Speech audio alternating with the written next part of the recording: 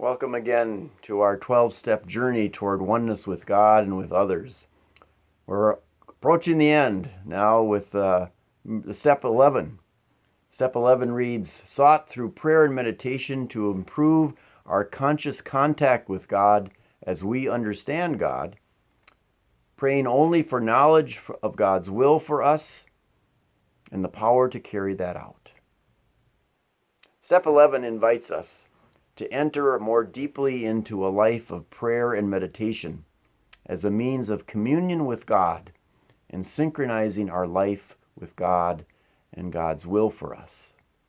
Prayer and meditation are entry points into God's vision for us. God's glory is upon us.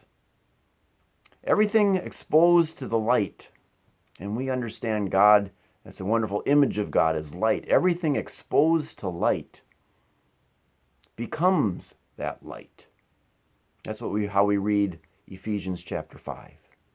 In prayer, we merely keep reflecting the divine loving gaze upon us. We become its reflection. We return that light, almost in spite of ourselves. Prayer and meditation move us deeper into the reality of God's loving presence as it becomes more and more the way in which we receive and live life. It's a completely alternative way of processing life that creates a genuine receptivity to the 5 great human mysteries: love, death, suffering, infinity, and God. That all-encompassing love of God is awakened through prayer and meditation.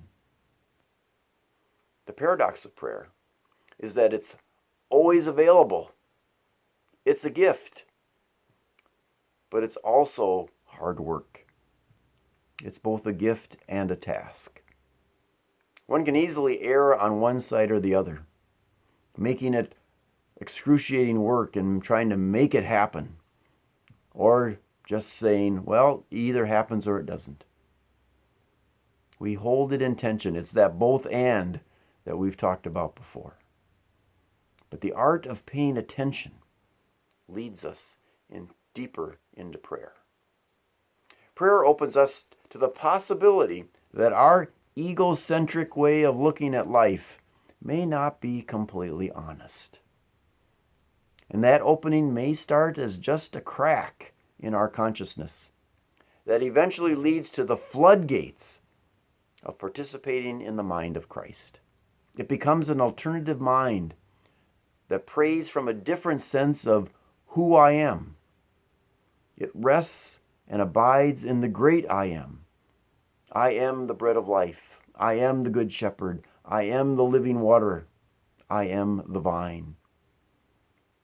I am my identity from that which I live, and that which receives what the world gives is God and God's love, the great I am. My existence is part of the very infinite existence we call God. Prayer leads us into that deeper sense and consciousness and awareness.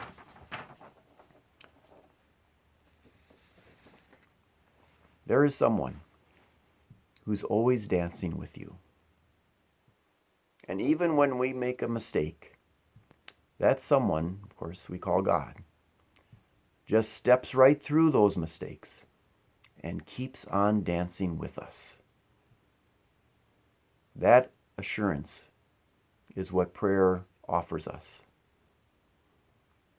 May God bless us in the gift of prayer and meditation as we enter ever more deeply into the great I am, the love of God.